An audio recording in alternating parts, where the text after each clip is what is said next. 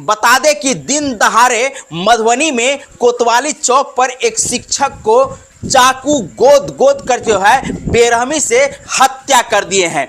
लोगों ने जिस प्रकार से जानकारी दिए हैं कि वो शिक्षक अपने घर जा रहा था। घर जाने के दरमियान कोतवाली चौक पर जो है सो एक युवक आता है और उनसे बातचीत करने लगता है।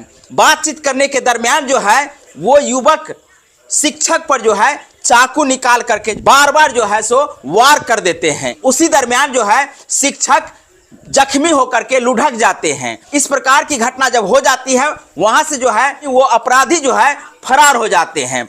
इलाज कराने के लिए सदर हॉस्पिटल मधुबनी लाया जाता है। आप देख सकते हैं यहाँ सदर हॉस्पिटल में किस प्रकार की भीड़ लगी हुई है। आपको बता दें शिक्षक का नाम आलोक है, जो सीतामढ़ी के किसी स्कूल में शिक्षक के पद पर कार्यरत थे। घर पर आने के दरमियान ये घटना घटी है। तो वहीं आपको बता दें कि देख सकते हैं इस घटना को लेकर के लोगों में किस प्रकार की आक्रोश है। सदर हॉस्पिटल में आने के बाद जो है डॉक्टर ने उसे मृत घोषित कर दिया। साथियों, आपको बता दें कि मधुबनी में क्राइम किस प्रकार से बढ़ रही है, ये आपको इस घटना से लेकर के पिछले कई घटनाएं जो है देखने को मिली होगी।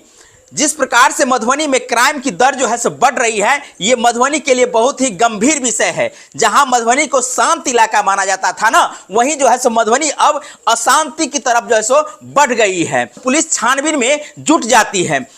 पुलिस जो है सो जगह जगह छापेमारी करने लगते हैं। उसी दरमियान पुलिस को पता चलता है कि वो अपराधी जो है रेलवे स्टेशन पर छुपा हुआ है। दलबल के साथ जो है रेलवे स्टेशन को घेर लेती है और उसके बाद जो है उस अपराधी को दबोचने में कामयाब हो जाते हैं।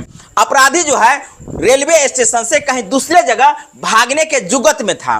बता दें कि अपराधी का नाम दैनिक भास्कर के अनुसार जो है विकास कुमार बताया जा रहा है। वहीं शिक्षक आलोक कुमार, जिनकी उम्र 35 वर्ष बताई जाती है, उनके पिता का नाम बैद्यनाथ यादव है।